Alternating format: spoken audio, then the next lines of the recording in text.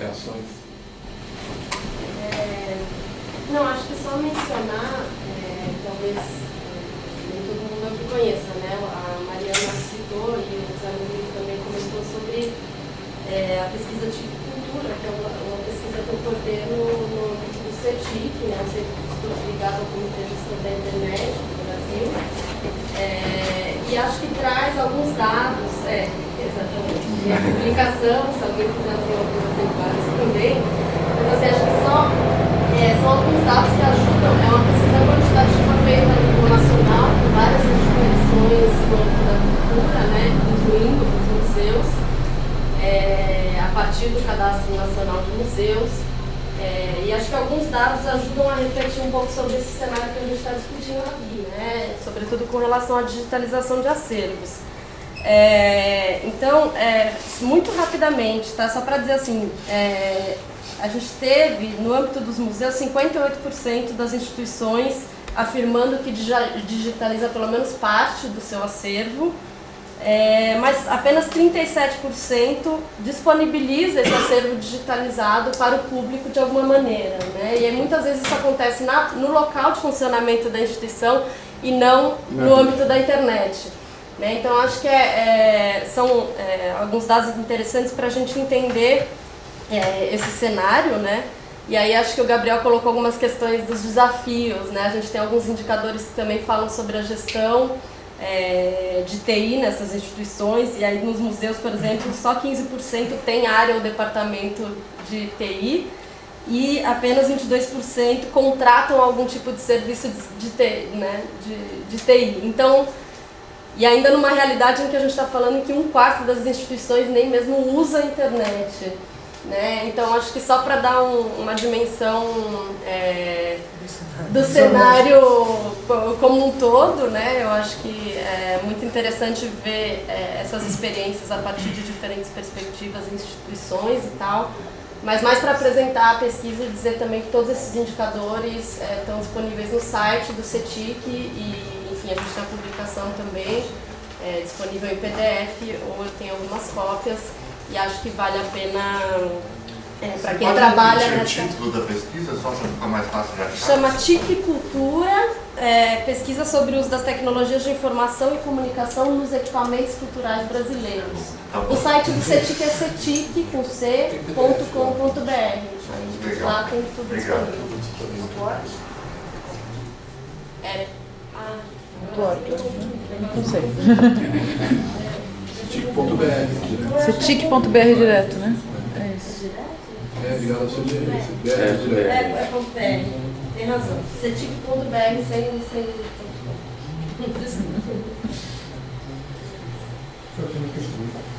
Mariana, no campo dos direitos autorais, se você conhece alguma iniciativa brasileira pensando em distribuição, validação e monetização usando blockchain, você tem já pessoas vendo isso no Brasil? Como que a lei vê isso aqui no Brasil?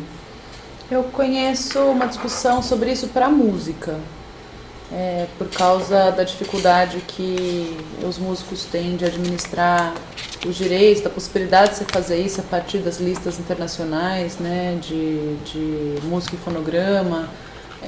Mas mesmo nesse campo que eu conheço, uma pessoa que deu uma consultoria para o Ministério da Cultura no passado, está desenvolvendo uma coisa independente. Eu acho que é muito incipiente. Pode ser que tenha alguma coisa que eu não conheço, tá?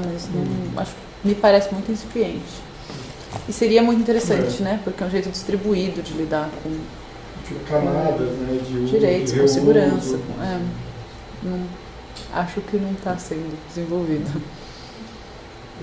Quem está fazendo isso no campo da música chama Alessandro Pesserli, escreve o nome dele. Alguém mais? Cansados. Brinde.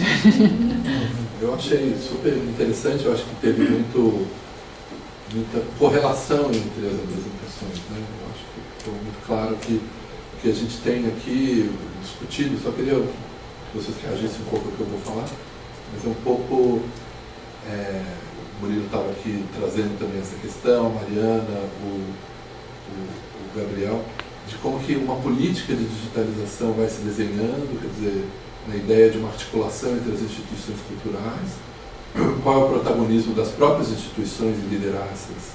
Você falou disso num certo momento, como a ponta pode, e o Gabriel com a força do Moreira Salles e que consegue realizar, na verdade está propondo caminhos para essa política, mas sobretudo a necessidade, eu acho que ficou claro, de identificar quais são esses obstáculos legais, a questão do direito, a questão tecnológica, o investimento, gestão de projetos, para que o campo possa se articular mesmo para pensar que virá, né, como político. Mas, o exemplo que você traz do Europeano, só queria dizer isso, mostra que de fato é preciso um protagonismo de um personagem, que no caso é a Comissão Europeia, é o Estado Europeu, que dá um horizonte, né? Acende uma lâmpada que um pouco organiza a revoada de todo mundo para aquele lugar. Né? Eu tenho essa impressão. Né? A gente estava falando disso, de ser otimista ou ser pessimista, mas eu tenho ainda muita confiança na necessidade e no papel do Estado para podermos alavancar e avançar um pouco na superação dessas dificuldades todas que foram apresentadas. Eu não sei. Posso complementar, Pedro, que eu sou desenvolvedor, eu já olhei o Tanacan 1000 vezes, eu já fiz vários projetos de catalogação usando esse tipo de software de repositório. Várias vezes eu escolhi, eu pensei, considerei usar o Tanacan e vi que ou o meu cliente não quis, ou eu achei que era melhor não, isso mais recente, por conta da situação política, eu falei, isso está em risco. E aí resolvi dar um passo atrás. Mas isso que o Pedro falou do apoio do setor público, do empurrão governamental, é um lado, sim, concordo, acho importantíssimo. Mas eu acho que falta o outro lado das pessoas espontaneamente, pessoas como eu, desenvolvedores, que precisam de uma ferramenta, escolher o Tanacan e serem convencidos de escolher o Tanacan. Eu não escolhi, por exemplo, eu não escolhi o The Space, que seria acho que a escolha mais óbvia, eu escolhi outra coisa. Poderia ter escolhido o Tanacan se fosse convencido por eles. E achei que não fui convencido, mesmo acompanhando o trabalho do Dalton, do Tanacan desde o início. Então, é uma questão interessante mesmo, ou seja, o Tanacan ele foi construído a partir de muita pesquisa, assim, né? Se você acompanha o trabalho do professor Dalton, você deve saber, assim, tem três artigos científicos de benchmarking sobre os softwares livres para repositórios digitais, né? E, enfim, e exatamente, vendo qual era o que casaria para essa situação bem específica das instituições de memória do Brasil, né? Eu não falei aqui ainda, mas o Tanacan é baseado no software livre WordPress, né? Não sei se vocês conhecem o WordPress, mas o WordPress é onde, digamos hoje, 27% do conteúdo da web está publicado em WordPress, ou seja, é um número também impactante. Por que isso acontece? Porque é um software livre, maior comunidade de desenvolvimento no mundo, enfim, é barato, é acessível, é de fácil uso, enfim, então tudo isso juntou com uma possibilidade, né, do uso dessa ferramenta, dessa plataforma, digamos assim, para ser também a solução de repositório digital, principalmente com as questões de apresentação de conteúdo, enfim, a facilidade e a diversificação de como você pode apresentar esse conteúdo. De fato, assim, a versão 1 do Tanacan, enfim, era um protótipo, ela teve alguns problemas de integração com o WordPress. Talvez eu esteja entrando aqui numa questão técnica muito específica. Não sei se você já viu a versão 2. Não vi mais recentemente. Essa ainda está... Mas essa eu desisti por motivos políticos. De ter medo da coisa não ter como se sustentar. Isso foi ano passado. Mas aí, sobre esse risco, enfim, né, todos nós... Você falou que tem mais tranquilo. Não, enfim, todos nós temos, assim, estamos... Como eu falei, ou seja, você tem o IBIT já pegando, são sinais, digamos assim, de aceitação das pontas da rede que de alguma forma nos dão um alento, né? Agora, o que eu acho interessante do Tanacan, e como projeto da cultura digital, é que ele não é só para instituições, né? Ou seja, o fato de você ter a possibilidade de, a partir de um WordPress simples, comum, você com um botão, um clique, você ativa o plugin e você transforma o seu WordPress num Tanacan. Ou seja, o mesmo Tanacan que o Museu Histórico Nacional vai estar usando lá para documentar suas coleções, né? Com a possibilidade, por exemplo, de você, num clique, se você tem um canal no YouTube, você traz todo o seu canal do YouTube para dentro do seu Tanacan, né? Ou seja, são possibilidades até políticas que nós estamos colocando assim, de me dá cá a minha coleção, entendeu? Agora sou eu que vou cuidar dela aqui. Você só me deu 3 campos de metadados, agora eu posso ter 150. Enfim, é quase assim um grito de independência, digamos, em relação a essas plataformas que, ao facilitarem a nossa vida, nos aprisionou em soluções, né, monopolistas, enfim. Então, assim, eu não deixo de ter a preocupação que você tem sobre a continuidade do projeto.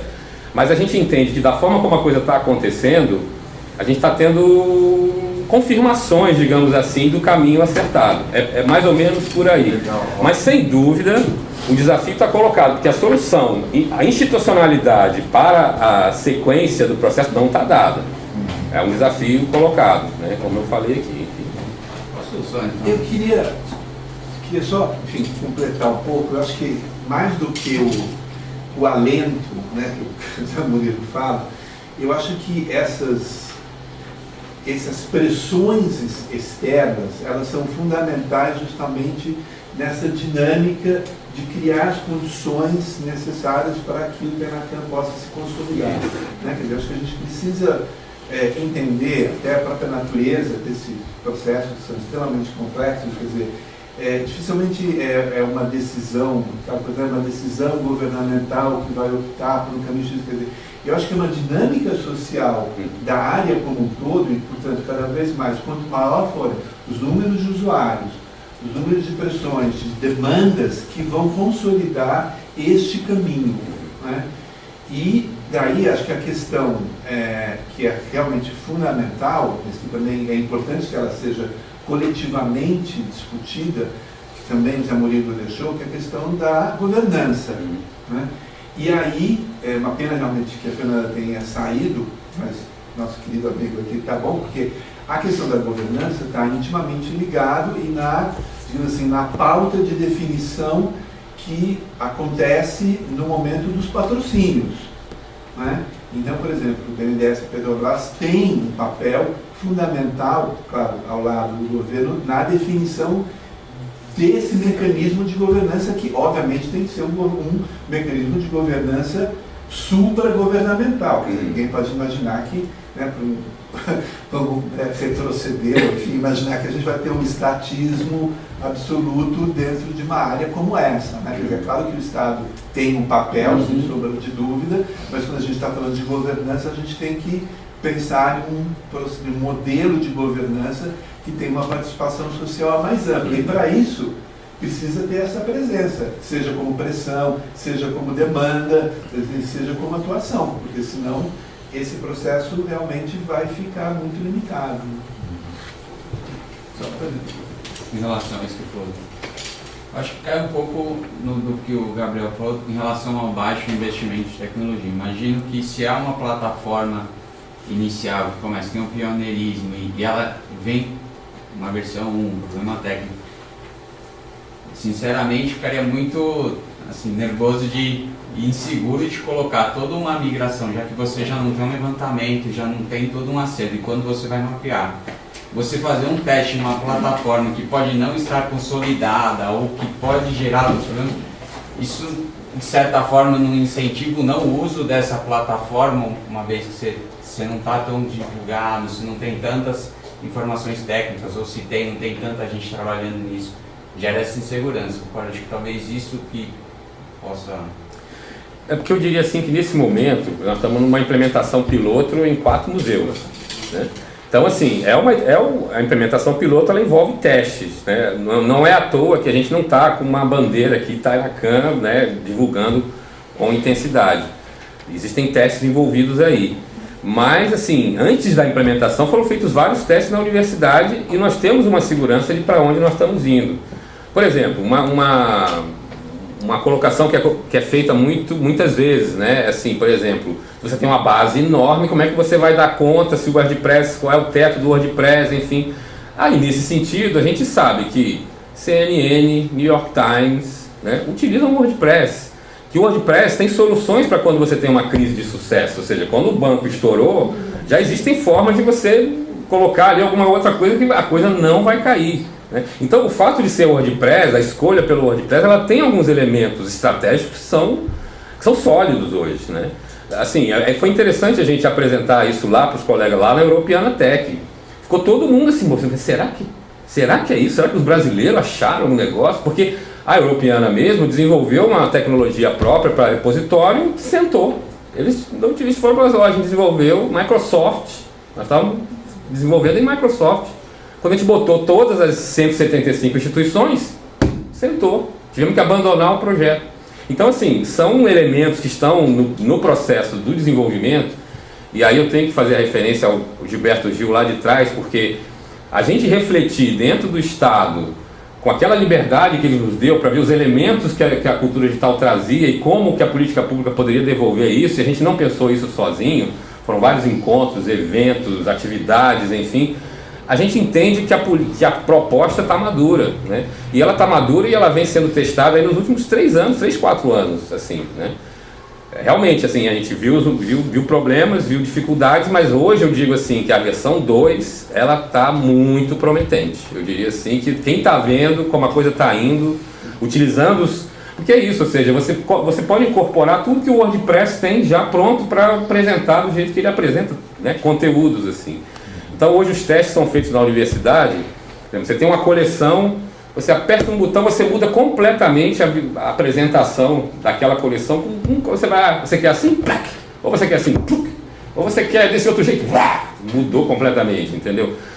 Olha, isso é um poder que quando a gente vê o pessoal dos museus brincando com isso, a gente fica feliz, porque a gente vê os especialistas vislumbrando todo um outro campo a ser explorado, principalmente quando essa questão do diálogo da coleção com as outras coleções, né?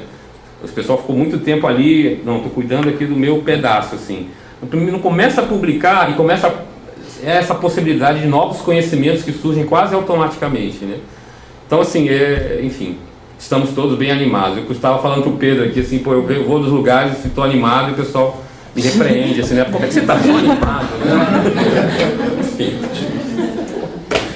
Eu queria fazer só um comentário rápido. Eu acho que muito disso tem a ver com a confiança, conquistar a comunidade profissional, especializada, né? Eu lembro de conversar com alguns programadores, eu lembrei da sua colocação, desenvolvedores, a questão da documentação é fundamental. Eu já ouvi muitas críticas, inclusive ao CRM, porque a documentação não é suficiente para quem não é da área de patrimônio. Então tem que ser um programador especializado em patrimônio para entender aquilo. Então isso já tem um problema aí, porque isso tem que ser uma documentação suficiente para qualquer desenvolvedor poder usar aquilo. E parece que tem, não sou especialista nisso, mas parece que tem questões em relação à documentação. Não sei se é o caso do Tanacan. Lembrando que é um tipo de documentação diferente, não é artigo científico, é a documentação técnica do código para você poder aplicar aquilo. Então eu não sei nem avaliar se um é bom ou se outro. Eu reconheço que eu tenho algumas questões em relação ao WordPress. Eu também não sou um especialista no assunto, mas eu acho que a nossa área precisa de opções, e opções desse tipo, software aberto, coisas que a gente tem que perseguir. A gente sabe que é uma tendência e tem que perseguir. Eu acho que quanto mais iniciativas, quanto mais robustas, mais a gente ganha. Até porque ela lembrou aqui a nossa realidade museológica, a minha colocação ficou até um pouco fora de propósito. A gente tem que lembrar que é um contexto muito mais amplo, tem instituições que precisam de uma coisa, assim, a gente está discutindo coisas, né, mirabolantes aqui, de vanguarda, mas a gente está falando do básico, de identificar o que você tem e colocar aquilo disponível para o público, né? A gente tem momentos diferentes que tem que ser atendidos por uma ferramenta que seja funcional, flexível, perene, né? Eu acho que quanto mais iniciativas desse tipo, melhor, e quanto maior for a articulação com a comunidade profissional, mais a gente ganha. Só fazer um comentário em relação ao que o Pedro colocou, eu acho fundamental, a gente não é nenhuma... Não estou querendo nem contradizer o que você disse, mas eu acho que a gente tem que investir mais nesse relacionamento entre profissionais. Eu lembro do que você falou. Eu sinto muita falta disso no Brasil e me sinto culpado também. A gente às vezes se articula muito profissionalmente mais fora do que dentro do país. Eu não consigo entender isso, né? A gente tem aqui uma coisa muito formal, você faz parcerias. Eu citei para vocês, o MS tem um monte de parcerias e confesso para vocês aqui, é uma coisa que a gente está tentando resolver, caminhar, não é das instituições mais abertas, a gente quer abrir mais para colaborar, mas a gente tem essa tendência de fazer coisas, relações muito formalizadas. Então tem um contrato com o INPA, um contrato com termos de parceria. Eu acho que a gente pode avançar muito mais nessas questões, muitas delas. Lógico que a gente está falando de questões de política, são outras de outra ordem também. Mas se a gente pode simplificar isso, fazer o tete-a-tete dos profissionais que têm a mesma dificuldade, enfrentam os mesmos desafios, pensando nas soluções similares, sem ficar reinventando a roda, compartilhando coisas, né? Eu fico lembrando sempre da questão da conservação. A gente está querendo propor um encontro de gestores de reserva técnica para o ano que vem. É uma área que a gente tem muitos conservadores excelentes no Brasil, mas a gente não compartilha o que está acontecendo de fato nas reservas. A gente só fala dos projetos maravilhosos e que, no fundo, todo mundo sabe que olha, não foi bem assim, teve lá um negócio que não deu certo, a umidade não funciona. A gente tem que colocar essas coisas de verdade, senão as pessoas começam a repetir o projeto que a gente fez, que você sabe lá intimamente que tem uma série de questões, mas você fica pouco à vontade de falar, para falar que a reserva que eu gastei não sei quantos milhões, tem um problema que a gente não resolveu. A gente tem que admitir isso. A gente tem que compartilhar entre a gente, entre as instituições, para poder superar essas coisas. Senão, eu não sei, eu sinto que a gente avança pouco nisso. Se a gente, acho que o foco é isso, e acho que a discussão toda aqui está baseada nisso, é compartilhar e poder amplificar isso o máximo possível, né? Então essas iniciativas são todas... Fazer juntos. Muito bom. Então, bem...